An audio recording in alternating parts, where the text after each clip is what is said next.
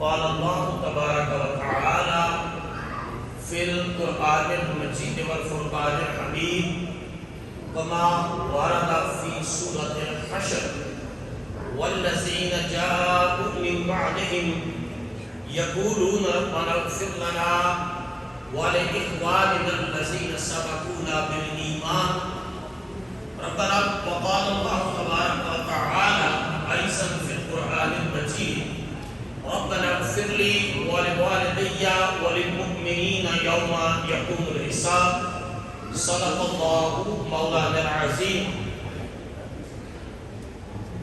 تیری مدحت کے لیے وقف زباں ہو میری، تیرے ہی واسطے تاثیر بیاں ہو میری. سبحان اللہ. موسم حب نبی میں کھلے غنچے میرے، اور ذکر سن سن کے تیرا نسل جوان ہو میری. سبحان اللہ.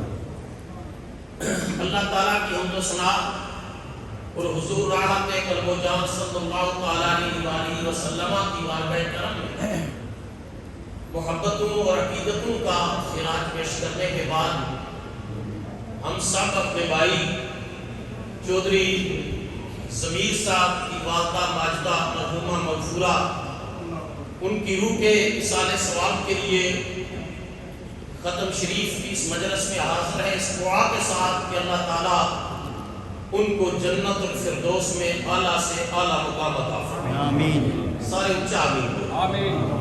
اللہ پاک ان کو ملکہ فردوس بری شہزادی کونین سیدہ فاطمہ الزہرا رضی اللہ تعالی عنہا و سلام اللہ تعالی علیہا کا قرب نصیب فرمائے. آمین.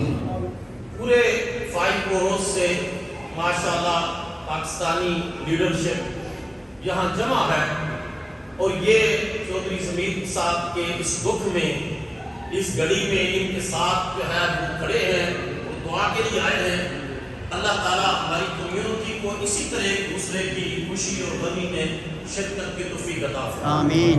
قرآن مجید کی سورہ الحشر کی آیت کریمہ کا ایک حصہ میں نے پڑھا ہے.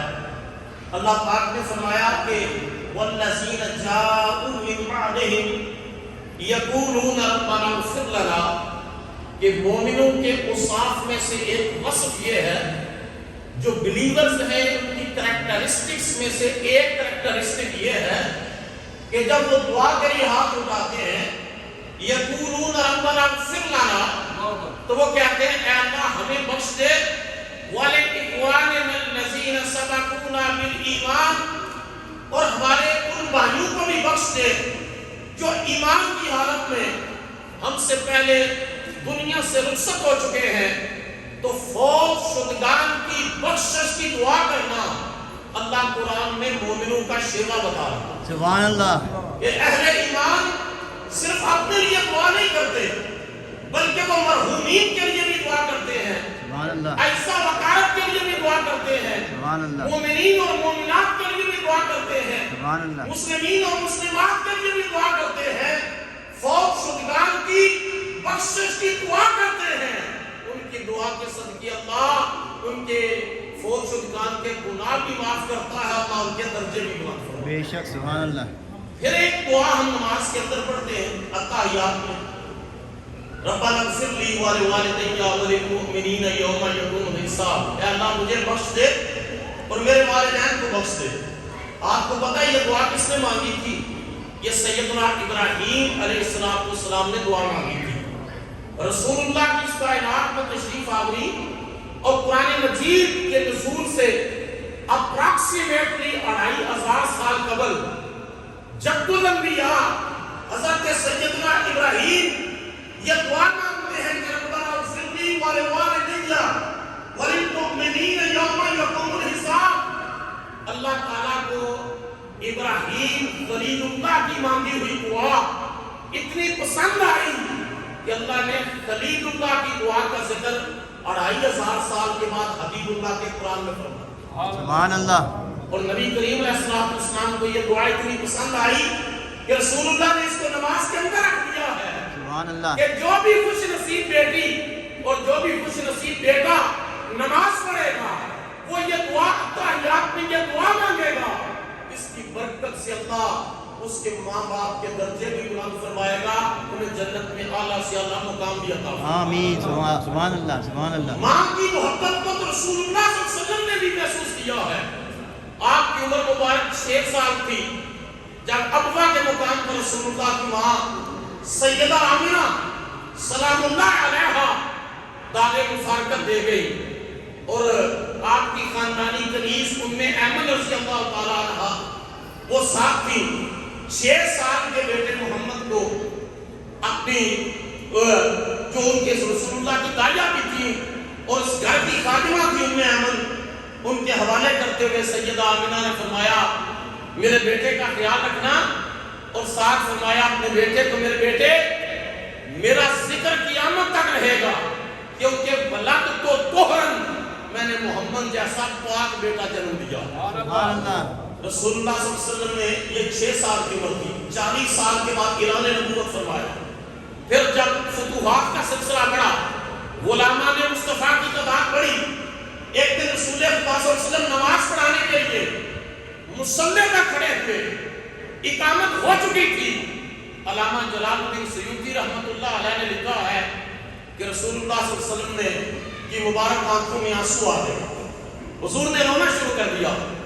صحابہ کرام نے عرض کی یا رسول اللہ صلی اللہ علیہ وسلم کوئی تکلیف ہے، کوئی پریشانی ہے، ہم حضور کے غلام حاضر ہیں۔ حضور نے ارشاد فرمایا نہیں، میری ماں مجھے یاد آ گئی۔ آنے لگے ہیں اور آپ کی مبارک آنکھوں میں آنسو آئے ہیں، تو صحابہ کرام نے عرض کی یا رسول اللہ صلی اللہ علیہ وسلم اس کا سبب کیا ہے؟ نبی پاک علیہ الصلوۃ والسلام نے ارشاد فرمایا مجھے میری والدہ یاد آ گئی جو بڑی مشکلات سے وقت گزرا تھا، آج اللہ تعالیٰ نے فتوحات کے دروازے کھولے تھے، ماں یاد آ گئی۔ تو رسول اللہ نے ارشاد فرمایا کاش اس وقت میری ماں زندہ ہوتی اور میں نماز پڑھانے کے لیے مصلی پر کھڑا ہوتا اور میری ماں حجرے کا پردہ سرکا کر مجھے آواز دیتی کہ یا ابنی محمد، اے میرے بیٹے محمد میری بات سن، تو رسول اللہ نے فرمایا خدا کی قسم میں مصلی چھوڑ دیتا، پہلے ماں کی بات سن کر آتا، پھر اپنے رب کے حضور سجدہ رہتی۔ سبحان اللہ، سبحان قرآن اللہ۔ مجید کے اندر اللہ پاک نے یہ ارشاد فرمایا اشکر لی ولوالدیک، میرا شکر گزار ہے اور اپنے ماں باپ کا شکر گزار ہے۔ پھر قرآن مجید کہتا ہے وَقَضَىٰ رَبُّكَ أَلَّا تَعْبُدُوا إِلَّا إِيَّاهُ وَبِالْوَالِدَيْنِ إِحْسَانًا، تیرے رب کا ڈیوائن ورڈکٹ یہ ہے، آسمانی فیصلہ یہ ہے کہ عبادت خدا کی ہوگی اور محبت ماں باپ سے ہوگی، سبحان اللہ، احسان ماں باپ سے ہوگا، ماں باپ سے محبت ہوگی، ماں باپ سے حسن سلوک ہوگا۔ قرآن مجید کئی مقامات کے اوپر ماں کا ذکر پھر زیادہ کیا۔ ایک جگہ پر صحابی کہتے ہیں یا رسول اللہ صلی اللہ علیہ وسلم من احق بحسن صحابتی، میرے حسن سلوک کا سب سے زیادہ میرے ریلیٹیوز میں سے کون زیادہ حقدار ہے؟ قال امو کا، رسول اللہ نے فرمایا تیری ماں سب سے زیادہ تیرے حسن سلوک کی مستحق ہے۔ قال ثم ایو، یا رسول اللہ میری ماں کے بعد کس کا درجہ آتا ہے؟ میرے نبی علیہ السلام نے فرمایا قال امو کا، فرمایا پھر تیری ماں کا درجہ آتا سبحان ہے۔ اللہ۔ قال ثم ایو، یا رسول اللہ پھر کس کا درجہ آتا ہے؟ قال امو کا، فرمایا پھر تیری ماں کا درجہ آتا ہے۔ چوتھی مرتبہ صحابی نے پوچھا یا رسول اللہ اس کے بعد؟ قال ابو کا، فرمایا اس کے بعد پھر تیرے باپ کا درجہ۔ اس کی وجہ قرآن مجید نے بیان کی ہے۔ وزڈم کیا ہے اس میں؟ 2 مقامات پر قرآن کہتا ہے وَحْنًا عَلَىٰ وَحْن، اس نے تکلیف پر تکلیف جھیل کر تجھے پیٹ میں اٹھائے رکھا۔ ایک مقام پر قرآن کہتا ہے قرآن حملہ اور قرآن و وعدہ اور قرآن، جب یہ تو ماں کے شکم میں تھا وہ تکلیف سے گزرتی رہی، پریشانی سے گزرتی رہی، اور کن تکالیف سے گزر کر کے اس نے تجھے جنم دیا ہے، اس اعتبار سے کر کے ماں کا درجہ زیادہ رکھا ہے۔ میں نے ایک عرب کے عالم ان کا ایک بیان پڑھا، وہ جاپان میں اسلامی تقریب کے لیے گئے، دعوت کے لیے، وہ کہتے ہیں 10 سال میں نے وہاں کام کیا، رزلٹ نہیں نکلا۔ ایک دن جاپانی قوم کا نیشنل ڈے تھا، میں ایز اے گیسٹ وہاں گیسٹ اسپیکر موجود تھا، اور میں نے یہ حدیث مبارکہ بیان کی کہ رسول اللہ نے فرمایا تیری ماں سب سے زیادہ اس کا حق ہے، پھر تیری ماں کا، پھر تیری ماں کا، پھر باپ کا۔ کہتے جب میں نے پھر جاپنیز میں اس کو ٹرانسلیٹ کیا تو کہتے ہیں اینڈ آف سیشن پر 10 جاپانی اٹھے اور انہوں نے کہا ہم تیرے نبی محمد کا کلمہ پڑھنا چاہتے ہیں۔ سبحان اللہ۔ وہ مسلمان ہوئے تو میں نے ان سے پوچھا وجہ کیا ہے؟ میں 10 سال سے محنت کر رہا ہوں، کوئی شخص مسلمان نہیں ہو رہا، کیا وجہ ہے کہ آج جو ہے انہوں نے کلمہ پڑھ دیا ہے؟ وہاں جو ٹرانسلیٹر تھا اس نے کہا وجہ یہ ہے کہ جاپانی نیشن بیسیکلی مدر لونگ نیشن ہے، یہ ماں سے بڑی محبت کرتے ہیں۔ آج ان کا کلمہ پڑھنے کی وجہ یہ ہے انہیں پتا چلا ہے کہ ہمارے فلاسفرز نے ماں کا جو درجہ اور مقام بیان کیا ہے مسلمانوں کے پیغمبر نے اس سے بڑھ کر ماں کا مقام۔ سبحان اللہ، سبحان اللہ، یا رسول اللہ۔ ماں کا درجہ اور مقام اللہ کے محبوب نے اس کے قدموں کے نیچے جنت رکھ دی ہے۔ اور علامہ اقبال جیسی ہستی بھی ماں کے ہجر اور فراق کو محسوس کرتی ہے جب وہ باہر پڑھ رہے تھے ماں دنیا سے چلی گئی۔ اقبال کہتے ہیں کس کو ہوگا اب وطن میں میرا انتظار، کون میرا خط نہ آنے سے رہے گا بے قرار، خاک مرکب پہ تیری لے کے یہ فریاد آؤں گا، اب دعائے نیم شب میں یاد کس کو آؤں گا۔ میری ماں آدھی رات کو اٹھ کے تو جھولیاں پھیلا کر کے میرے لیے جو دعا کرتی تھی اب مجھے دعاؤں میں کون یاد کرے گا؟ جو ہے اس اعتبار سے کہا کر کے کہا کہ ماں کی محبت، ماں سے محبت، ماں سے اس کے سلوک، ماں سے عقیدت، ماں سے وابستگی۔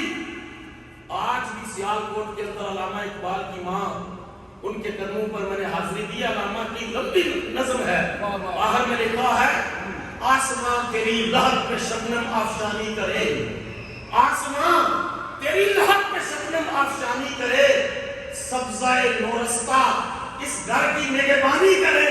کہا آج بھی خدا کی رحمتیں اس ماں کی قبر پر بس رہی ہے جس کے بیٹے نے کائنات میں محمد عربی کا عشق پڑھا۔ سبحان اللہ۔ حضور کی محبت تقسیم کی ہے۔ میں ایک چھوٹی سی حدیث مبارکہ بیان کر کے کنکلوڈ کرنے کی طرف لاؤں گا۔ آج اس وقت جو ہم رہ رہے ہیں we are living in heaven of materialism، مادیت کی جنت امریکہ کو کہا جاتا ہے۔ وہ انڈیا کے ایک اسکالر ہے، انہوں نے لکھا the people who are living inside America، امریکہ ان کے لیے heaven of materialism، ان کے لیے گریو یارڈ آف materialism ہے۔ جو پائے والے ہیں ان کے لیے اٹریکشن اتنی ہے کہ وہ اس کو heaven of materialism سمجھتے ہیں۔ میں سمجھتا ہوں کہ اس مادیت کی جنت میں جس شخص کو سجدہ نصیب ہے، قرآن کی تلاوت نصیب ہے، مصطفیٰ پر درود و سلام نصیب ہے، سبحان اللہ، آسمان کے فرشتے بھی اس پر عرش کرتے ہیں۔ بے شک، سبحان اللہ، سبحان اور اللہ۔ رسول اللہ صلی اللہ علیہ وسلم نے فرمایا اذا مات الانسان انقطع عمله، when a person pass away، when a person dies، انقطع عمله، all his or her good deeds come to an end الا من ثلاثہ except 3 things۔ فرمایا صدقۃ جاریۃ، continuous charity، علم ينتفع به، beneficial knowledge، ولد صالح يدعو له، righteous child who always pray for their parents، for his parents۔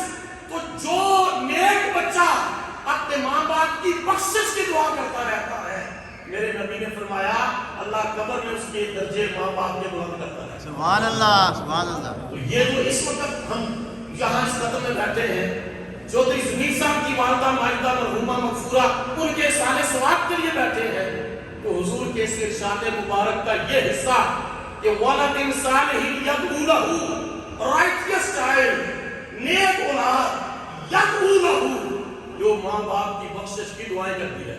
سبحان اللہ۔ ایک صحابی حاضر ہوتے ہیں، یا رسول اللہ صلی اللہ علیہ وسلم میری ماں فوت ہو گئی ہے، سعد بن عبادہ ان کا نام ہے، اور ایت الصدقۃ افضل، which charity is best charity which I can do for my mother؟ قال الماء، رسول اللہ صلی اللہ علیہ وسلم نے فرمایا بیسٹ چیریٹی پانی کی کمی تھی، فرمایا تیری ماں کے لیے بیسٹ چیریٹی پانی کا صدقہ ہو سکتا ہے۔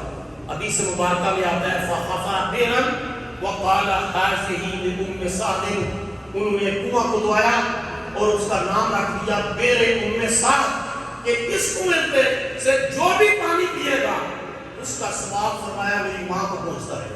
سبحان اللہ. اس وجہ سے جن کے والدین فوت ہو گئے اور دوسری حدیث میں آتا ہے کہ وہ کہتے ہیں کہ ایک باغ تھا, کہا یا رسول اللہ میں آپ کو گواہ کر کے کہتا ہوں کہ میں یہ باغ چیریٹی کرتا ہوں اپنی ماں کے اصالِ ثواب کے لیے, ان کی روح کے اصالِ ثواب کے لیے. اس بات پر اپنی گفتگو کو ختم کر رہا ہوں کہ علامہ اقبال جب میونخ یونیورسٹی میں P H D metaphysical science کے اوپر پی ایچ ڈی کا تھیسس لکھ رہے تھے تو 4 اسکالرز اور فلاسفر بیٹھے تھے, ایک ہندو, ایک جوش, ایک کرسچن اور ایک بدھسٹ. 5ویں علامہ اقبال تھے. زندگی اور موت کی حقیقت پر گفتگو ہوئی تو علامہ اقبال نے کہا, جب سب نے اپنی اپنی گفتگو کی, یہ اس جملے پر اقتدار کر رہا ہوں کہ اسلام ہے جو زندہ کا مرنے والے سے جو تعلق ہے وہ دعا اور اصالِ ثواب اور چیریٹی کے ذریعے بحال رکھتا ہے. علامہ اقبال نے کہا کہ ولادت سے موت تک یہ زندگی نہیں ہے, مومن کی زندگی اس دن شروع ہوتی ہے جب وہ یہ عارضی زندگی گزار کے قبر میں جاتا ہے, اس کو دیدار مصطفیٰ نصیب ہو جاتا ہے. سبحان اللہ. پھر فَلَنُحْيِيَنَّهُ حَيَاةً طیبہ کا مصداق بن جاتا ہے. علامہ نے پھر مشہور زمانہ اپنا یہ شعر پڑھا, موت کو سمجھا ہے غافل اختتام زندگی, موت کو سمجھا ہے غافل اختتام زندگی ہے یہ شام زندگی صبح دوام زندگی. ایک طرف زندگی کی شام ہوتی ہے, دوسری طرف پرپیچوئل لائف دائمی زندگی, ہمیشہ رہنے والی زندگی کی صبح کا آغاز ہو جاتا ہے. میں دعا کرتا ہوں اللہ تعالیٰ چودھری ضمیر صاحب کی والدہ ماجدہ کو جنت الفردوس میں اعلیٰ سے اعلیٰ مقام عطا فرمائے اور ان کے درجے بلند فرمائے.